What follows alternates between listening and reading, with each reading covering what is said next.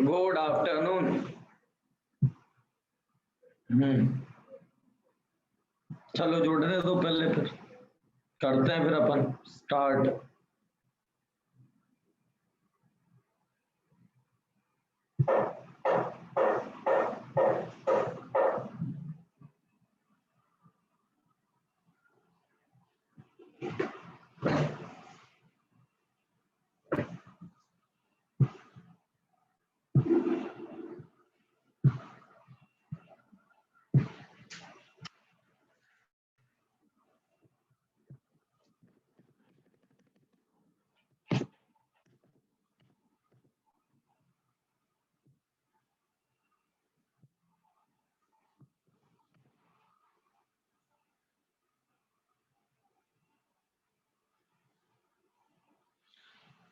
हाँ तो बच्चों, ये लास्ट क्लास में अपन को करना था होमवर्क। देखो चलो सभी बच्चे जब तक जुड़ रहे हैं, बाकी के बच्चे ट्राई करो।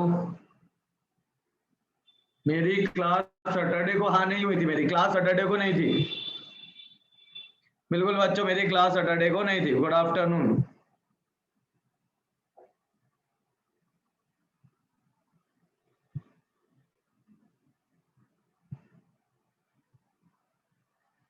चलो बिल्कुल, काफी बच्चों का आंसर सही आया है। तो थोड़ा और जुड़ जाएं, बाकी के और बच्चे आंसर निकाल के बताओ। होमवर्क ही दिया था, मतलब कर तो लिया होगा मैक्सिमम बच्चों ने इसे।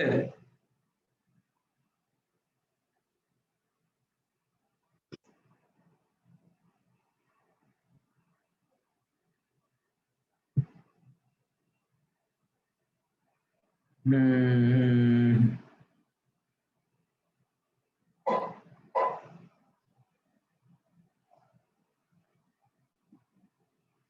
40 हो जाए फिर स्टार्ट करते हैं अपन।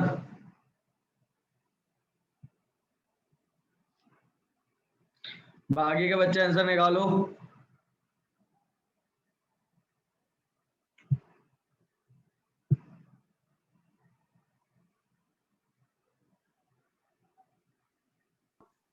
सर पीएसएस का लेक्चर कब होता है? किसका? पीएसएस। बेटा पीएसएस उसमें आप देखो ना, आपके एसटी पोर्टल में जाओगे ना, मतलब एसटी ऊपर वो बेल आइकन एक जब जमा होता है, उसमें दबाना, उसमें टाइमिंग के साथ में लिंक वगैरह सब दी हुई है पीएसएस की। ठीक ओके है, सर। में आपको ऐसे जूम की लिंक वहीं मिल जाएगी आपको, बस उस ओके जूम सर। लिंक के थ्रू आप इन हो सकते हो। ठीक है, ओके सर।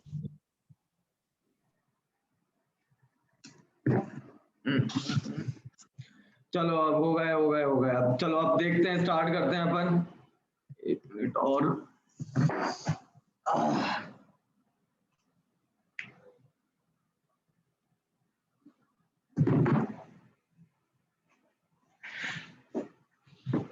चलो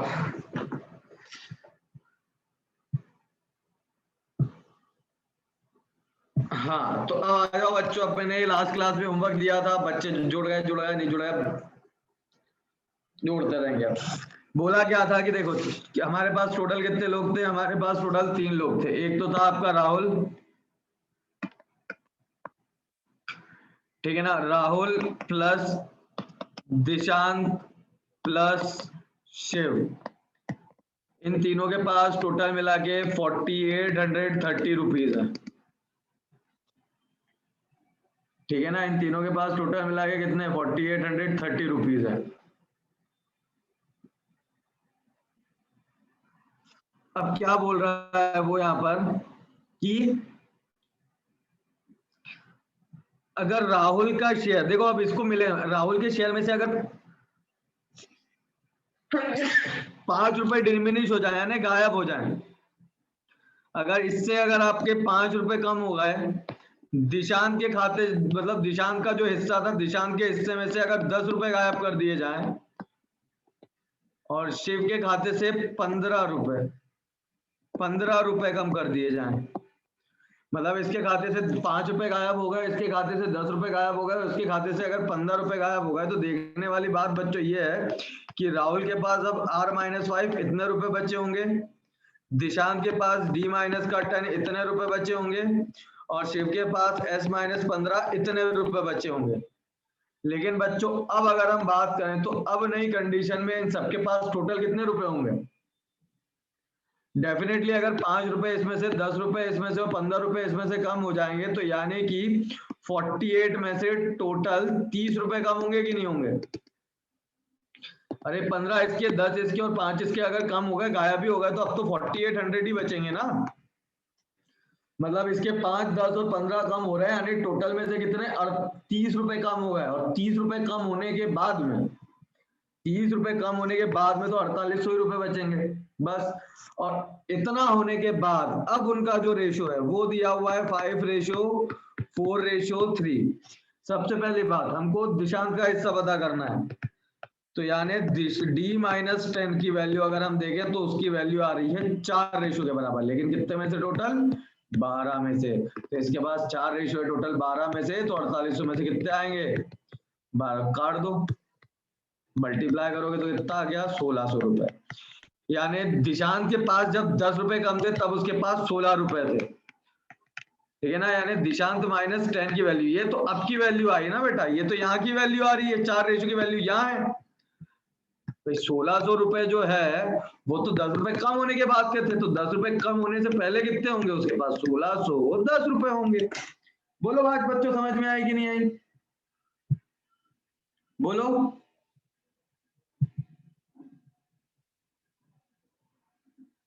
हाँ कीर्ति, कोई सवाल है बेटा? हैंड रेज है तुम्हारा? नहीं, चलो ठीक है, आगे बढ़ते हैं। चलो ठीक है बेटा। बेटा देखो क्या था कीर्ति, ध्यान से पढ़ना बेटा अब तुम, है ना। देखो राहुल, दिशांत और शिव,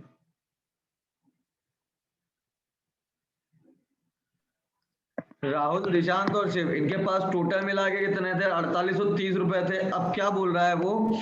4830 रुपए जो इनके पास थे उसमें से राहुल के हिस्से के 5 रुपए कम कर देना है अपने को, ठीक है ना। दिशांत के हिस्से के 10 रुपए कम कर देना है अपने को, ठीक है ना। और शिव के हिस्से के अपने को 15 रुपए कम कर देना है।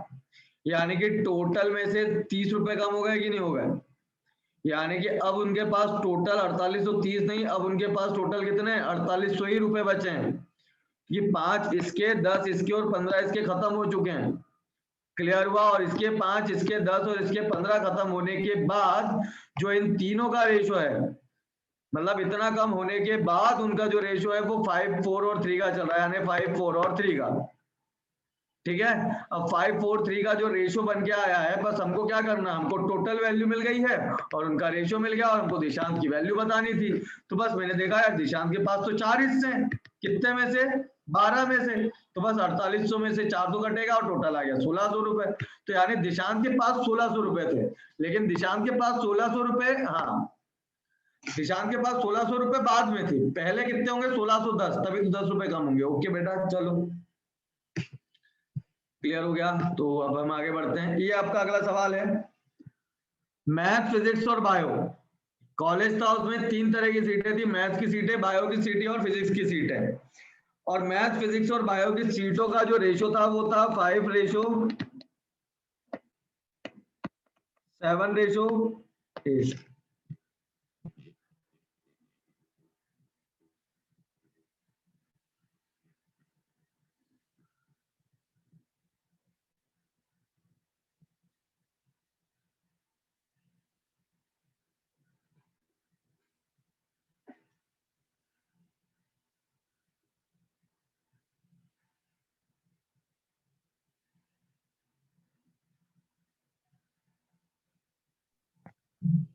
क्या हुआ सर? बताओ बताओ इसका आंसर। इसमें सवाल में नहीं, सवाल तो ठीक है, फिर क्या बोला है? हाँ, मैथ्स की जो सीटें हैं वो 40% से बढ़ गई हैं, फिजिक्स की 50% से बढ़ गई हैं और बायो की 75% से बढ़ जाए। तो बढ़ने के बाद तब जो सीटें बनेगी तब उनका रेशो क्या होगा?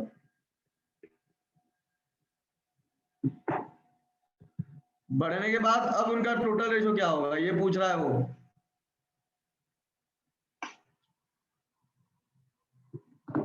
नहीं बेटा, वेरी गुड कृष्णकांत, पर आंसर गलत है।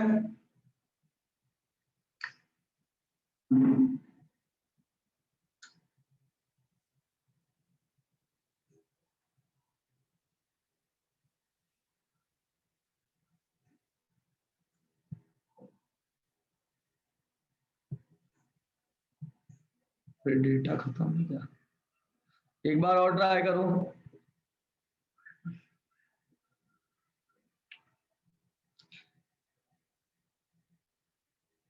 पॉइंट में आंसर कर रहे हो क्या बेटा?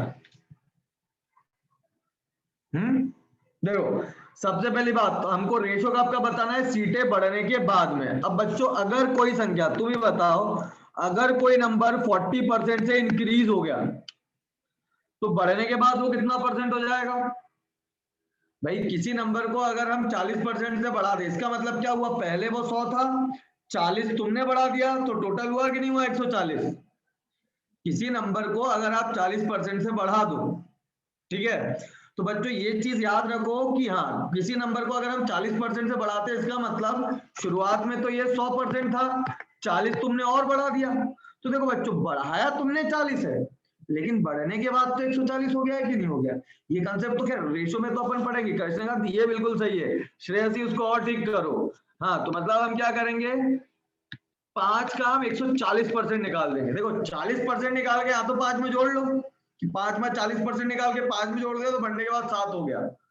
या तो ऐसे कर सकते हो, नहीं तो सीधे सीधे 140% निकाल दो। किसी संख्या को 40% से बढ़ाओगे तो बढ़ने के बाद वो 140 हो जाता है। उसी तरीके से अगर किसी संख्या को आप 50% बढ़ाओगे तो बढ़ने के बाद ये 150% हो गई, ठीक है। और उसी तरीके से अगर आप किसी संख्या को 75% से बढ़ाओगे तो बढ़ने के बाद वो 175% हो जाएगी।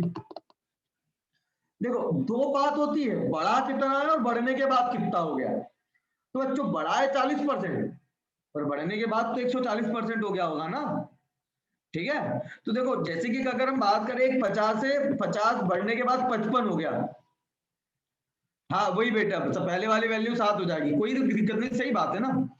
सुनो जैसे कि 5 अगर मैंने देखा कि भैया 50 था, 50 55 हो गया, तो मैं बोलूंगा बताओ 50 कितना हो गया, तो तुम बोलोगे सर 50 तो 55 हो गया। अब मैं बोलूंगा नहीं 50 बड़ा कितना है, तो तुम बोलोगे 5 बड़ा है। तो दोनों सवालों के जवाब अलग अलग होते हैं। बढ़ने के बाद 55 है, बड़ा 5 है, वही वाली चीज यहाँ पे भी है आपका। यहाँ पे अगर हम देखें तो इसका जैसे ही आप 40% निकाल रहे हो तो ये गया आपका 7 बार में, ये गया 5 बार में, 5 से 5 कट गया। तो देखो ना 5 बढ़ के कितना हो गया 7, बड़ा कितना है 2, लेकिन बढ़ने के बाद तो 7 हो गया ना। अच्छा 50 से गया ये 3 बार में, 50 से गया ये 2 बार में, तो कितना हो गया 21/2, ठीक है। अब देखो 25 से गया ये 7 टाइम में, ये 25 से गया 4 टाइम में, 4 से गया ये 2 टाइम में, कितना हो गया ये 14 हो गया। बोलो सही है कि नहीं है? ये वाली चीज समझ में आ गई? अब एक मिनट देखो, न्यूमरेटर पे 7 का फैक्टर दिख रहा है, ये गया 7, ये गया 3 बार में और ये गया 4 बार में, तो 1 नहीं 2 टाइम्स, सॉरी 1 3/2 और 2।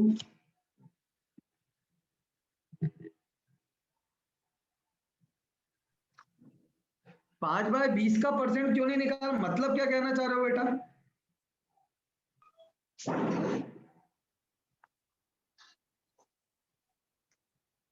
5/20 का परसेंट मतलब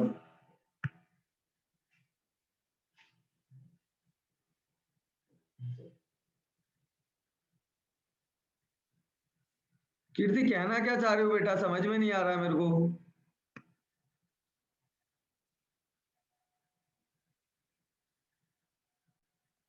हाँ तान्या हैंड रेज है, कोई सवाल है क्या? कीर्ति एक बार और प्रॉपरली लिख दो, यहाँ पे अनम्यूट करके सवाल पूछ लो बेटा कीर्ति। तान्या तुम्हारा हैंड रेज है, कोई सवाल है? अच्छा 7 + 8 + 5 को जोड़ के 20 हो, ऐसा? नहीं नहीं नहीं बेटा, ऐसे थोड़ी ना होगा।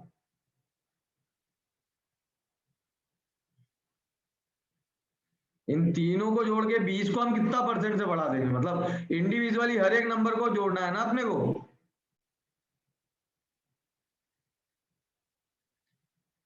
फ्रैक्शन बनेगा, हाँ इतना बनेगा, नहीं बेटा तुम फ्रैक्शन बनाओगे, फ्रैक्शन बनाने के बाद में बनाओगे तो बेटा फिर से फ्रैक्शन बनाने के बाद में तो तुम बढ़ाओगे ही ना।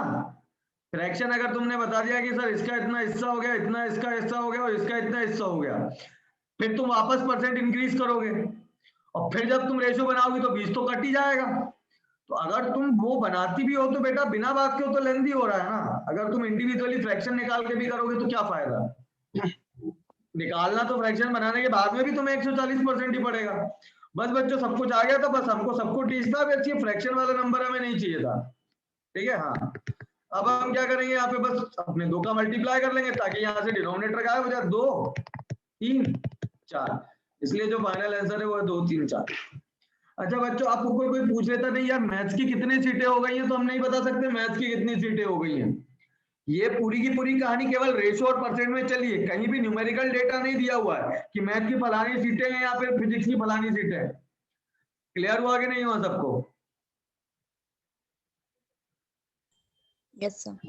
ठीक है, चलो ये वाला सवाल करते हैं अब।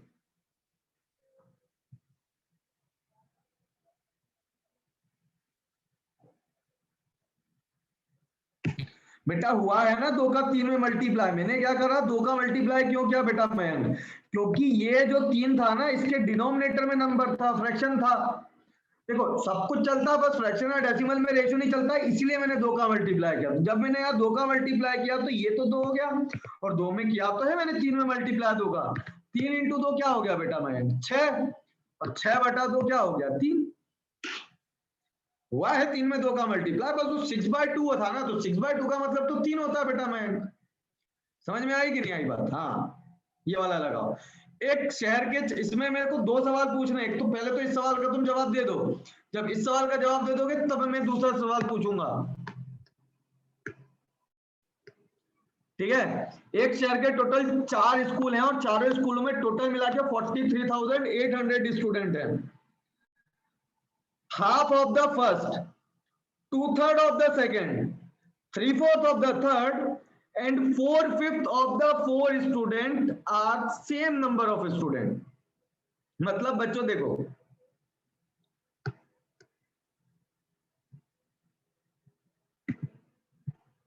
ये वाला देखो जल्दी से देख लो, यही वाला देखना है बेटा। हर्षिता ने आंसर भी कर दिया है, हाँ हो गया ना, चलो। श्रेयसी का आंसर आ गया, बहुत अच्छे बच्चों। ये आंसर सही है कि गलत है सब बच्चे बताएंगे। एक शहर में टोटल 4 स्कूल थे, हमें नहीं पता, लेकिन हाँ एक स्कूल में टोटल 4 स्कूल थे। तो काम करते हैं, पहले स्कूल की स्ट्रेंथ, देखो पहले स्कूल में कितने बच्चे हमें नहीं पता है, पहली बात तो ये याद रखना। दूसरे स्कूल में कितने बच्चे हैं हमें नहीं पता, तीसरे स्कूल में हमारे पास कितने बच्चे हमें नहीं पता, और चौथे स्कूल में कितने बच्चे हमें नहीं पता। पर हमें इतना पता है कि चारों स्कूलों में टोटल मिला के 43,800 स्टूडेंट हैं। ठीक है, पहला पॉइंट तो ये हो गया। दूसरा पॉइंट ये बोल रहा है बच्चों वो कि फर्स्ट स्कूल के हाफ यानी फर्स्ट स्कूल ए था तो ए के हाफ, दूसरा स्कूल था बी उसका 2/3, तीसरा स्कूल था सी इसका 3/4, और चौथा स्कूल था डी इसका 4/5। नंबर ऑफ स्टूडेंट कैसे थे, इक्वल थे। मतलब ए का हाफ करने पे और बी का 2/3 करने पे जो नंबर आता है ना वो सेम है। मतलब ऐसा नहीं करना है कि 43,800 का हाफ हो गया है, 43,800 का हाफ करके ए नहीं आएगा, एक्चुअली में ए हमको पता ही नहीं है। ठीक है ना, ए की स्ट्रेंथ हमें नहीं पता है, वो जितनी भी स्ट्रेंथ है उसका आधा करने पर, बी की स्ट्रेंथ भी हमें नहीं पता है, उसका 2/3 करने पे जो नंबर आता है वो सेम है। मतलब ये चारों के चारों नंबर क्या है, आपस में इक्वल है। बोलो बच्चों ये सेकंड इक्वेशन समझ में आ गई कि नहीं आ गई? ये जो सेकंड वाली लाइन है समान है। ये 2 इक्वेशन सवाल में दी हुई है, दूसरी इक्वेशन सबको समझ में आ रही है कि नहीं आ रही है? बेटा 43,800 का हाफ करके एक ही स्ट्रेंथ नहीं आएगी।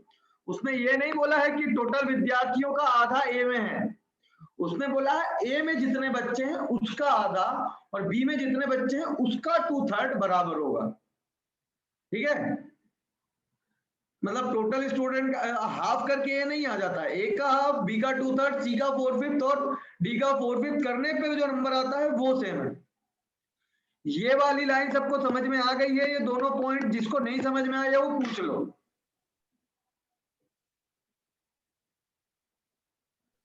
क्या कोई ऐसा है जिसको दूसरा पॉइंट नहीं समझ में आया हो? नो ऑब्जेक्शन, मतलब समझ में आ गया। बस बच्चों अगर ये इक्वेशन जमाना आ गया तो आपसे क्या पूछा उसने, फर्स्ट और फोर्थ स्कूल के स्टूडेंट का रेशो, यानी फर्स्ट और फोर्थ यानी पहले और चौथे विद्यालय के विद्यार्थियों की संख्या का अनुपात। फर्स्ट और फोर्थ यानी आपको रेशो बताना है ए और डी का। फर्स्ट और फोर्थ का रेशो बताना है, मतलब हमें बताना है ए और डी का रेशो। अब एक बात बताओ बच्चों, छोटी सी लॉजिकल सी बात है, जब चारों ही आपस में बराबर है ये, तो तुमको नहीं लगता है हाफ ऑफ ए बराबर भी क्या होगा, 4/5d होगा कि नहीं होगा? जब चारों आपस में बराबर है तो फिर ये दोनों भी बराबर है। चारों आपस में बराबर है तो ये दोनों भी तो आपस में बराबर ही होंगे, और अगर ये दोनों आपस में बराबर है इसका मतलब ए और डी का जो रेशो आ रहा है वो आ रहा है 8:5। इतना ही करना था। वो 43,800 का कोई यूज नहीं था, तुमको बेवकूफ बनाने के लिए कर लिया था वो बस, कि थोड़ा सा उलझो, थोड़ा सा क्या है पता नहीं, मतलब ये करो, मतलब तुम लोग इसलिए 43,800 दे दिया था। कोई काम नहीं है मेरा, तो दूसरी क्वेश्चन से ही काम हो गया। उसने पहले और दूसरे का, पहले और पांचवे का पूछा था, उसने पहले चौथे का लो, मैंने निकाल दिया। भाई मैंने जब आपको स्टार्टिंग में रेशो बनाना सिखा रहा था, मैंने कहा था यार दो लोगों का रेशो बनाना है तो आमने सामने से क्रॉस करके लगा दो, इससे और क्या आसान होगा। जब चारों आपस में बराबर है तो हाफ ऑफ ए भी तो 4/5 डी के ही बराबर होगा ना। दोनों को इक्वल किया और क्रॉस मल्टीप्लाई किया और रेशो आ गया हमारा 8:5। तो नेहा 5 8 नहीं है, 8 5 होता है। ठीक, हाँ बच्चों, ये तो गिवन सवाल है। अब सेकंड सवाल, इसी सवाल में मैं पूछ रहा हूं, इसी सवाल का सेकंड पार्ट समझो। ये फर्स्ट था, सेकंड पार्ट लिखो, find the number of student in first school. पहले स्कूल में students, number of student find करो भी, पहले स्कूल में विद्यार्थियों की संख्या क्या है। अब आपको 43,800, देखो 40 अपने से नंबर तो पूछा नहीं था इस सवाल में, तो अपना 43,800 का कोई यूज ना हुआ। लेकिन अगर मैं किसी स्कूल की स्ट्रेंथ पूछूंगा कि यार पहले स्कूल की स्ट्रेंथ क्या है, दूसरे स्कूल की स्ट्रेंथ क्या है, तीसरे स्कूल की स्ट्रेंथ क्या है, तो अब आप इसको यूज में लाओगे 43,800 को, तब यूज में लेके आ पाओगे आप। ठीक है, जैसा कि मैंने सवाल क्या पूछा अभी हाल, number of student in first school. ठीक है, अब बताओ, उसने दो बातें बोली थी, a plus B plus C plus D बराबर 43,800।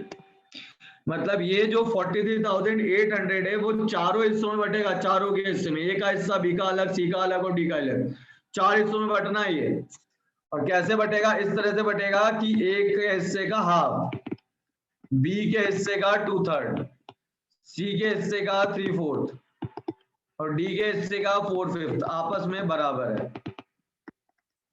अब बेटा आपको चारों का कंबाइंड रेशियो निकालना पड़ेगा, और चारों का कंबाइंड रेशियो निकालने के लिए मैंने कौन सी मेथड बताई थी, देखो अब तो दो लोग हैं नहीं ना, हाँ के मेथड बताया था। हाँ तो बेटा यहाँ पे क्या है, जब चार लोग आपस में बराबर है तो कौन सा मेथड लगाएंगे अब हम, के मेथड। इसका मतलब क्या हुआ, जब ए का हाफ करने पे और बी का 2/3 करने पे सेम ही नंबर आता है, तो उसी सेम नंबर को हम क्या कंसीडर कर लेंगे, के कंसीडर कर लेंगे। क्लियर हुआ। देखो दो लोग होते तो दो लोगों को आमने सामने से क्रॉस करके आसानी से रेशियो बनाया जा सकता था, जो अभी अपन ने देख भी लिया था, लेकिन अब तो अपने को ए बी सी डी चारों का रेशियो लगाना पड़ेगा ना। देखो पहले सवाल में दो लोगों का रेशियो निकालना था, आमने सामने से क्रॉस करना सही था, लेकिन अब तो चार लोगों का रेशियो बताना है ना। अब आमने सामने से क्रॉसिंग पे बात नहीं चलेगी, अब हमें के मेथड पे लगाना होगा। अब बिल्कुल तुम ध्यान से समझना, जब तुम्हें ये पता हो गया है कि हाफ ऑफ ए किसके बराबर होगा, के बराबर होगा, तो तुमको लगता है कि नहीं है कि ऐसा कि यार फिर सर ए की वैल्यू क्या आएगी, 2 के।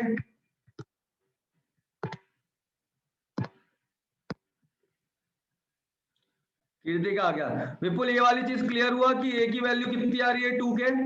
Yes sir. बराबर है तो हाफ ऑफ ए भी के बराबर होगा। अच्छा 2/3 भी के बराबर होगा, सभी आपस में बराबर है तो मान लिया हमने सभी वैल्यू अपनी के देते हैं, तो इसका मतलब बी की वैल्यू क्या होगी, 3k/2। अच्छा सी की वैल्यू अगर हम के फॉर्म में निकाले तो क्या होगी, 4k/3 और डी 5k/4।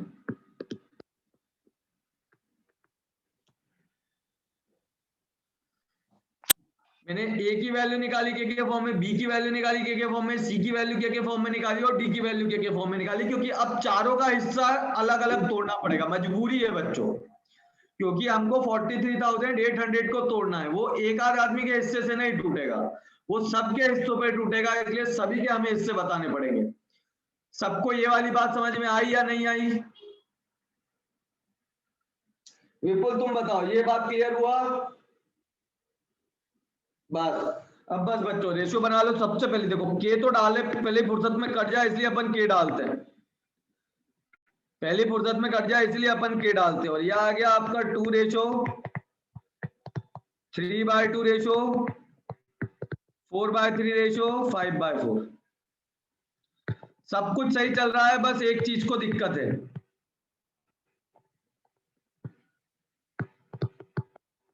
ये डिनोमिनेटर गायब करना है यार, डिनोमिनेटर अच्छे नहीं लगते यार।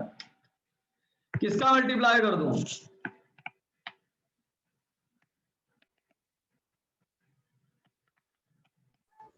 किसका मल्टीप्लाई?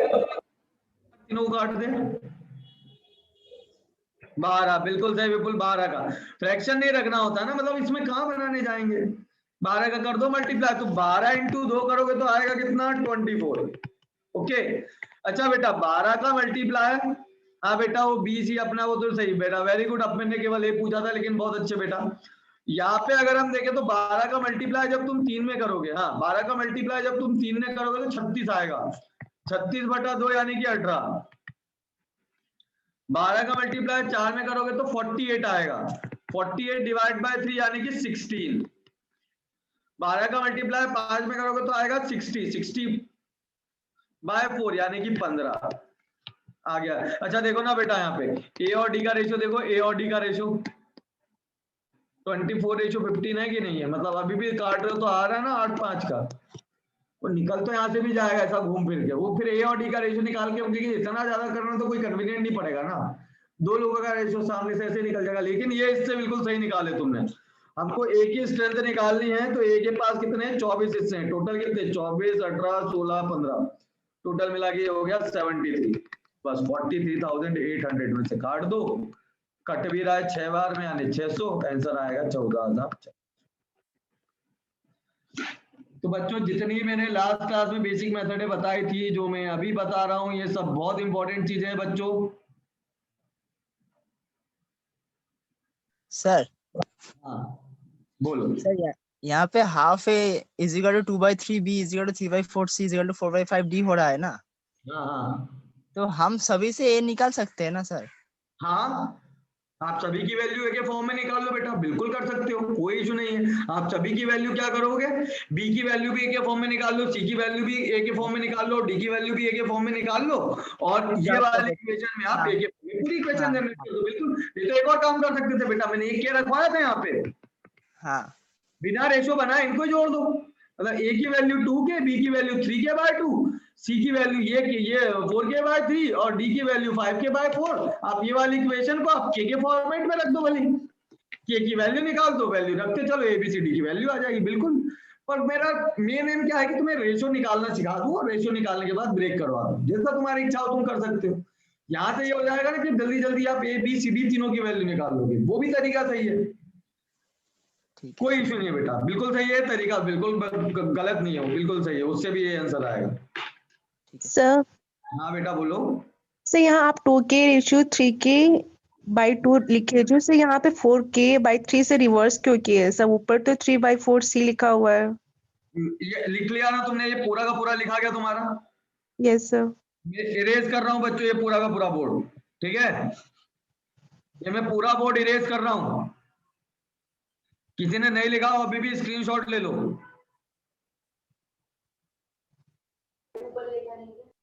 ठीक है चलो मैं क्लियर कर रहा हूँ। अब देखो बेटा, बात ये हो रही थी कि ए का हाफ,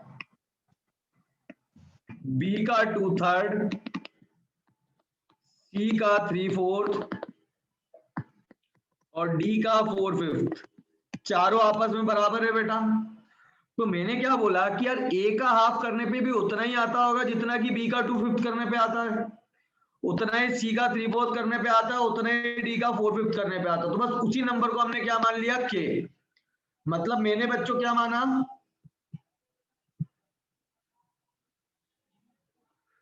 मतलब बच्चों अपन ने, मैंने क्या मान लिया यहां पर, डी।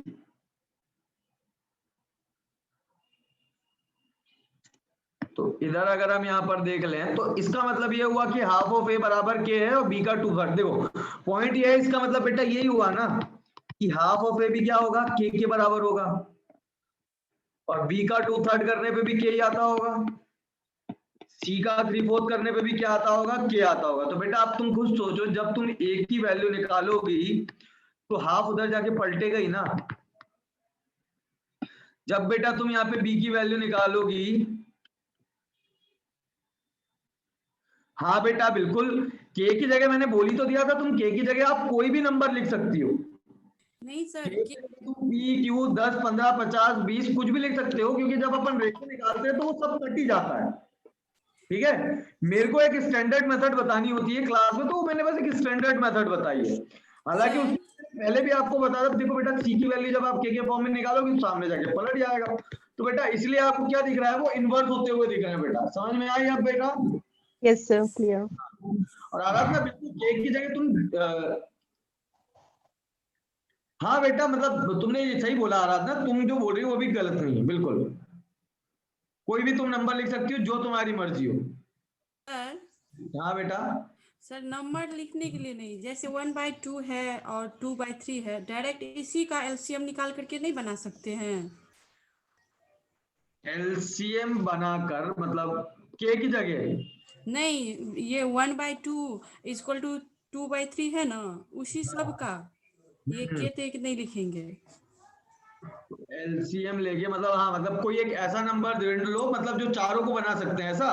हाँ हाँ हाँ हाँ हाँ, वो तो फिर वही हुआ ना कि वो जो तुम्हारी एक ही वैल्यू आएगी, मतलब ए की जगह ऐसा कौन सा नंबर रखे और बी की जगह ऐसा कौन सा नंबर रखे जो हाफ होने के बाद और 2/3 होने के बाद सेम हो जाए, ऐसे ही ना। हाँ बिल्कुल, हाँ मतलब तुम 60 रख लो, 60 पे चलेगा क्या? नहीं, 120 पे चलाना पड़ेगा। तीनों को सब जगह, मतलब तुम एक काम करो ना, मतलब 60 जनरेट करो सब जगह, और क्या। 60 जनरेट करने के लिए मतलब इसको 60 बनाने के लिए क्या करोगे, 120 रखोगे, इसको 60 बनाने के लिए कितना रखोगे, और इसको 60 बनाने के लिए कितना रखोगे, ठीक है चलेगा बेटा, नो इशू। Okay sir. चलो बिल्कुल बना बेटा, वही तो बहुत सारे अलग अलग तरीके हैं, मुझे एक स्टैंडर्ड बताना होता है इसलिए मैंने ये बता दिया। ये आप सभी का क्वेश्चन है बच्चों, ये वाला क्वेश्चन सभी बच्चे लगाएंगे जल्द से जल्द, ट्राई करो।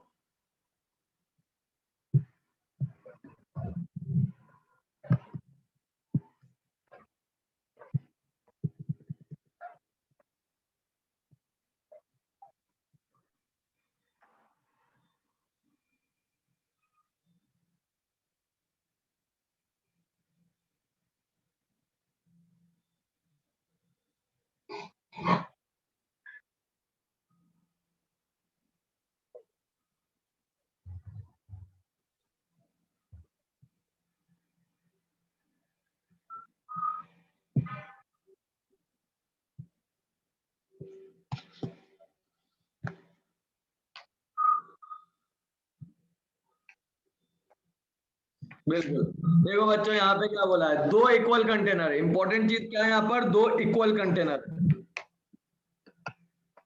फर्स्ट कंटेनर और सेकंड कंटेनर, दो इक्वल कंटेनर, इसमें भी मिल्क और वाटर का मिक्सचर भरा हुआ है और इसमें भी मिल्क और वाटर का मिक्सचर भरा हुआ है। पहले वाले में मिल्क है 20% और दूसरे वाले में मिल्क है 25%। तो यहाँ से हम एक कंक्लूजन पे आते हैं कि अगर मिल्क 20% है तो वाटर तुम्हारा क्या होगा, 80% होगा, ठीक है ना। और यहाँ पे मिल्क अगर 25% है मतलब वाटर क्या होगा, सेकंड मिक्सचर में 75% होगा। हमें क्या करना है, दोनों कंटेनर यानी फर्स्ट कंटेनर के वाटर और सेकंड कंटेनर के वाटर का निकालना। बेटो अब बच्चों देखो, यहाँ पे आपके पास दो रास्ते हैं, यहाँ पे आपके पास दो रास्ते हैं, अगर आपके दोनों ही कंटेनर इक्वल हैं तो कोई भी दो इक्वल इक्वल क्वांटिटी मान लो, मतलब दोनों ही जगह या तो 100 100 मान लो, दोनों ही जगह 2 200 मान लो, दोनों ही जगह 3 3 300 मान लो, जब उसने बोल दिया है कि दोनों कंटेनर बराबर है तो दोनों जगह कोई भी इक्वल क्वांटिटी मान लो। जैसे कि मान लो अगर तुम 100 भी मान लोगे तो वाटर या 80 लीटर या 75 लीटर रेशियो बना लेना, खत्म हो जाएगा। लेकिन वो बच्चों फिर कंसेप्ट वो परसेंटेज का बन जाएगा, पर मैं चाहता नहीं हूं कि इसको मैं परसेंट से कर रहा हूं, इसको मैं रेशियो से बनाना चाह रहा हूं। तो इसलिए बच्चों में रेशियो से बनवाना सिखाऊंगा इसको। जैसे आप इसका रेशियो बनाओगे तो 1:4 आएगा और इसका रेशियो बनाओगे तो 1:3 आएगा। आप डायरेक्टली भी यहाँ पे 80 और 75 का रेशियो बनाकर आप आंसर निकाल सकते हो। क्यों निकाल सकते हो? क्योंकि दोनों ही जगह क्वांटिटी इक्वल है, और चूंकि हम परसेंट में लिख रहे हैं इसलिए हमने दोनों ही जगह 100 लीटर की क्वांटिटी एक तरह से मान ली है कि यार इसमें भी 100 लीटर है, मतलब 80 लीटर वाटर, इसमें भी 100 लीटर यानी 75 लीटर वाटर, और 80 और 75 का तुम रेशियो बना लेना, कोई दिक्कत नहीं। पर मेरे को रेशियो से बनाना है, मैं मेथड बता रहा हूँ, बहुत जरूरी वजह से बता रहा हूँ। अब क्या है देखो, यहाँ पे मिल्क का 1 लीटर वाटर के 4 हिस्से, यानी पहले वाले कंटेनर में 5 हिस्से हैं टोटल, दूसरे वाले कंटेनर में 1 मिल्क का है 3 वाटर के, यानी कि टोटल मिला के 4 हिस्से हैं दूसरे वाले में, है कि नहीं है? Yes sir. हाँ सर। बेटा ऐसे कैसे हो सकता? लेकिन यार वो तो बोल रहा है दोनों कंटेनर बराबर है। कहां से बराबर दिख रहा है तुमको? तो बोला ना दोनों कंटेनर बराबर है, तो इसमें 4 इसमें 5 है तो थोड़ी चलेगा। 5 है तो दोनों में 5 हो, 4 है तो दोनों में 4 हो। अभी आपको ऐसी सिचुएशन दिखे कि कहीं पर भी आपको दिख रहा है क्वांटिटी तो दोनों की बराबर है। याद करो जब रेशियो में मर्ज करा रहा होता था तब मैं क्या बोलता था, तुम्हें मर्ज करना हो चाहे नहीं करना, जो क्वांटिटी सेम या इक्वल है तो उसका रेशियो भी सेम होना चाहिए। ठीक है, दोनों ही कंटेनर की टोटल क्वांटिटी सेम है तो दोनों कंटेनर में टोटल रेशियो सेम होने चाहिए। बोलो, तो नहीं है तो बना लो। 4 और 5 दोनों जगह सेम नहीं है तो दोनों जगह सेम पहले बना लो, एक काम करो इत्मीनान से बना लो। हाँ, इनटू इनवर्स कर दो, कुछ भी, मतलब दोनों जगह 5 और 4 दोनों के टेबल में आ जाए। नंबर कौन सा है? 20। 5 और 4 दोनों के टेबल में आ जाए, ऐसा नंबर कौन सा है? 20। तो इधर 20 बनाने के लिए हम 4 का मल्टीप्लाई देंगे और इधर 20 बनाने के लिए हम 5 का मल्टीप्लाई देंगे, तो रेशियो आ गया 4:16 और रेशियो आ गया यहाँ पे 5:15। बस, अब दोनों जगह हो गए 20-20। अब बना लो रेशियो, इधर वाटर 16 इधर रेशियो 15, कटा भी नहीं, सीधा आंसर आया। देखो, मतलब डिवाइड भी नहीं करना पड़ा, बाद में अपन ने ऐसे ही आंसर निकाल दिया। तो बच्चों ये एक चीज फायदा होती है, अगर आपने नंबरों को छोटा कर दिया है उसके बाद में जो क्वांटिटी सेम है उसके रेशियो को सेम बना दो, तुम्हारा आंसर आ जाएगा। बाकी मैं बार बार चीख के बोल रहा हूँ कि कोई सर डायरेक्टली 60, 80 और 75 का रेशियो बना सकते हैं, मैं कह रहा हूँ हाँ बना सकते हैं। वो भी इस सवाल में इसीलिए बना पा रहे हैं बच्चों क्योंकि दोनों जगह क्वांटिटियां सेम है। अगर आपको इस टाइप का सवाल अगर परसेंटेज में दिया ही नहीं गया हो और क्वांटिटियां ना दी गई हो तो तुम फिर फंस जाओगे। पर मैंने ये रेशो से जब बताया ना आपको, अब इसमें उलझन कहीं नहीं होगी, प्रोसीजर क्या अपनाना है। अब चाहे आपको वो हिस्से चाहे परसेंट में दे दे चाहे रेशो में दे दे, सिंगल प्रोसीजर पे तुम्हारा काम हो जाएगा। बाकी तुमने दोनों जगह 100 लीटर मान के इसको 80 लीटर और इसको 75 लीटर का रेशो बना लो, वहां से भी 16-15 ही आ रहा है। 80 और 75 का रेशियो भी 16-15 का होता है, वो गलत नहीं है, वो बिल्कुल करेक्ट प्रोसीजर है, किसी एंगल से वो रॉन्ग नहीं है। लेकिन मेरे को रेशियो लगा के दिखाना था क्योंकि मेरे टॉपिक रेशियो का पढ़ा रहा हूँ, ठीक है ना। इसको परसेंट से भी जमा सकते हो जैसा तुम कर रहे हो, पर समझो यार, मतलब इसकी बात जो है फिर उसी हिसाब से करना। क्लियर हुआ कि नहीं हुआ? ये वाला सिंपल सा सवाल था, इसको डाउट इसमें? तो ये लास्ट में जो आप किए थे ना, इसमें आपको 4 को गुण किए, इसमें 5 में गुण किए, उसको वो इंटरचेंज के मतलब और एक बार बता। यहाँ पर देखा कि जो पहला कंटेनर है उसमें 4 और 1 5 हिस्से हैं, दूसरे कंटेनर में 3 और 1 यानी कि 4 हिस्से हैं। तो अगर इसमें 4 हिस्से हैं और इसमें 5 हिस्से और इसमें 4 हिस्से, तो यार ये पहला वाला जो अपना स्टेटमेंट है ये स्पॉइल नहीं कर गया क्या? उसमें शुरुआत में बोला था 2 इक्वल कंटेनर, तो 2 इक्वल कंटेनर यहाँ से तुमको झूठा होते हुए नहीं दिख रहा है क्या? दोनों कंटेनर इक्वल है पर हिस्से अलग अलग आ रहे हैं, क्या ऐसा पॉसिबल है? नहीं है। तो सीधी सी बात है, अगर दोनों कंटेनर इक्वल हैं तो दोनों कंटेनर में टोटल हिस्से बराबर बनाएंगे हम। कैसे बनाया? मैंने ये दिमाग लगाया कि यार ऐसा कौन सा नंबर है जो 5 और 4 दोनों के टेबल में आ सके। कौन सा नंबर था ऐसा? अरे एलसीएम ही इन दोनों का, और क्या 20 था कि नहीं था? तो अब तुम ये सोचो ना बेटा, 5 को अगर मुझे 20 बनाना है तो 4 का मल्टीप्लाई कर देना चाहिए। ठीक है सर, समझ में आ 4 गया। को अगर 20 बनाना है तो हमने 5 का मल्टीप्लाई किया, तो जैसे कि 4 और 16 20, 5 और 15 20। ठीक है, चलो और किसी को कोई डाउट?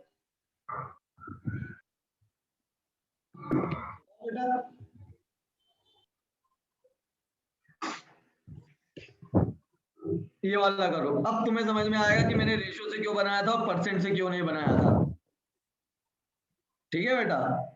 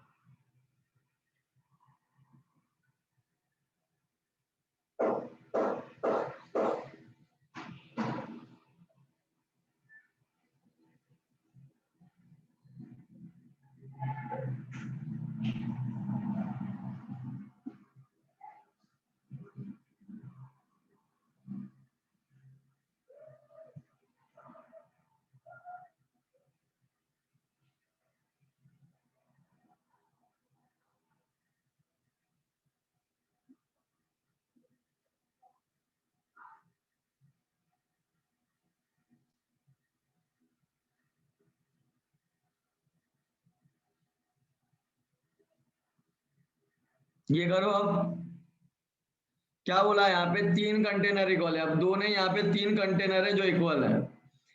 और इस बार कहानी परसेंट में नहीं लिखी, नहीं प्रतीक बेटा, नहीं ऐसा नहीं है, तुम सीधे नहीं जोड़ सकते हो ना बेटा, ना ना।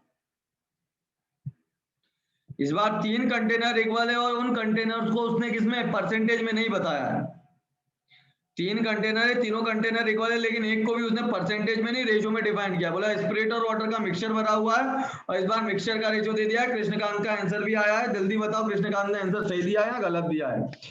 पहला कंटेनर अगर हमने देखा है स्पिरिट और वाटर, पहले कंटेनर में 1:3 है, दूसरे कंटेनर में 3:5 है और इसमें 5:7 है।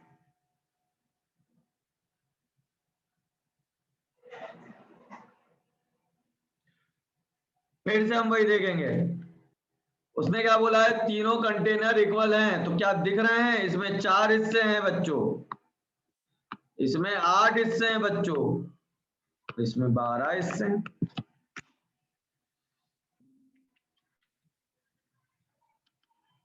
तीनों कंटेनर कहां से इक्वल हो गए यार, तीनों कंटेनर 3 और 2 से मल्टीप्लाई करना पड़ेगा। भाई हमको क्या करना होगा, इन तीनों 3 और 2 नहीं, मतलब एक ऐसा नंबर हमें डिसाइड करना है जो तीनों के टेबल में आ जाए। सबसे पहली बात, एक ऐसा नंबर जो 4, 8 और 12 तीनों के टेबल में आता हो, उसका मल्टीप्लाई करके हम इक्वल भी कर सकते हैं। तो इन तीनों को इक्वल करने के नंबर डिसाइड किया मैंने, 12, 8, 24, 24 के टेबल, 24 4 के टेबल में भी आएगा, 8 के टेबल में भी आएगा, 12 के टेबल में भी आएगा। किसी को 24 की जगह 48 समझ में आता है तो 48 बना लो, मेरी तरफ से कोई दिक्कत नहीं है, होना सेम चाहिए बस। यहाँ 24 बनाने के लिए हम 6, यहाँ 24 बनाने के लिए हम 3, यहाँ 24 बनाने के लिए हम 2 का मल्टीप्लाई करते ही स्पिरिट और वाटर के नए हिस्से आने लगेंगे। क्या हो जाएगा, 6, 18, 24, 9, 15, 24, 10, 14, 24।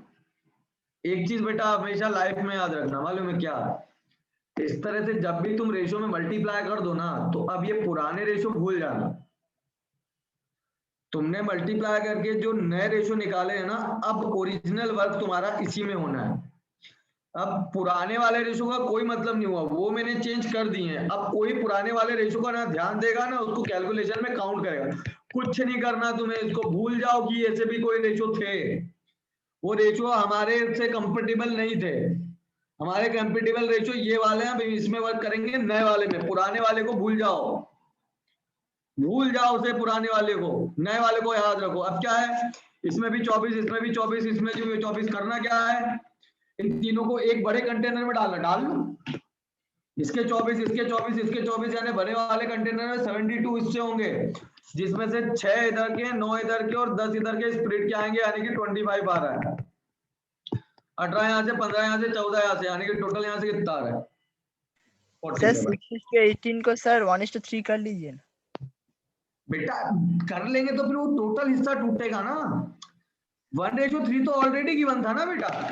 ओ अच्छा अच्छा सर। तो उसको सेम बनाने के लिए मैंने मल्टीप्लाई किया। मैंने क्या बोला? 1:3 और 6:18, जिसमें मेरे को कैलकुलेशन इजी पड़ेगी। ठीक है ना? बस वो इजी में पड़ी है भैया। देखो कन्वीनियंट यही है, मल्टीप्लाई इसलिए करते हैं। क्यों?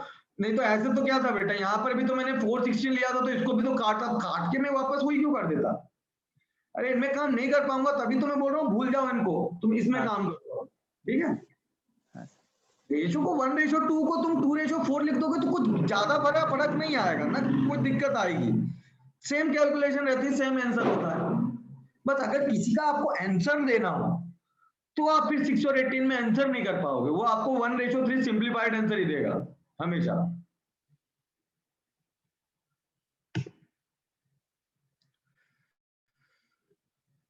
अरे ये तो फिर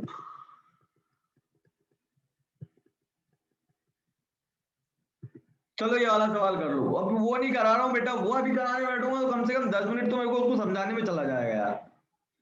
मैंने सोचा ऐसे कोई सवाल अपन देख लेते हैं कि भैया उससे लिंक ना रहे, तो इसलिए मैं इधर ले आया।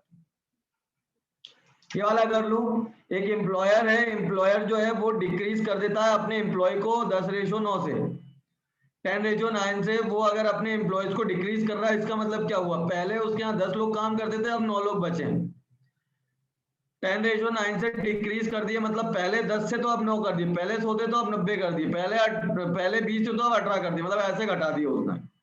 हाँ, पर एक चीज उसने करी है कि उसने जो उनकी वेज थी, मतलब प्रति व्यक्ति जो उनकी वेतन था, जो उनको सैलरी मिलती थी, उनकी जो वेज थी वो 11:12 से बढ़ा भी दी है। मतलब ये अच्छा किया है, मतलब उसने लोग तो कम करे हैं, लेकिन उसने क्या किया, उनकी वेजेस को यहाँ पे क्या करा, उसने बढ़ा दिया। मतलब पहले वो पर व्यक्ति अगर 11 रुपए देता था तो अब 12 रुपए देने लगेगा। अब क्या कर रहा है वो? 12 रुपए दे रहा है।